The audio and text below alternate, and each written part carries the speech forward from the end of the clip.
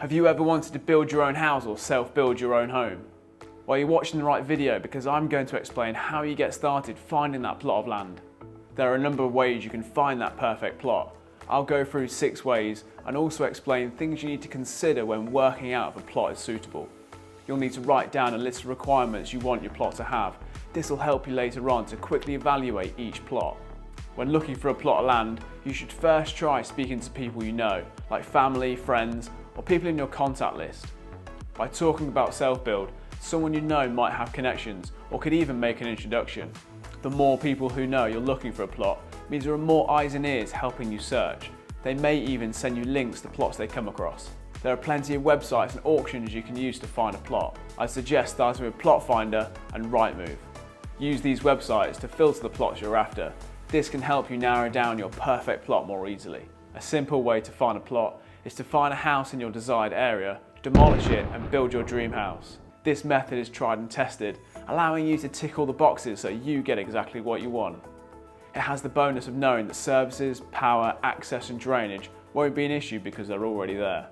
With a little bit of imagination, you can find some unique and unusual structures to repurpose. Go into it with an open mind because some of them can make amazing homes. This option isn't for the faint-hearted, as it can take a lot more work to make the plot work for you, but the rewards can be stunning. You could find yourself in an old water tower, a windmill, an old military silo, or even an industrial unit. Be cautious when taking on these projects because they can have hidden surprises and unforeseen costs during construction. All councils are required to record a self-build register, meaning you can be notified when self-build opportunities come up in your area. Some councils have gone one step further, with self-build developments like Graven Hill in Oxfordshire, which you may have seen on Grand Designs.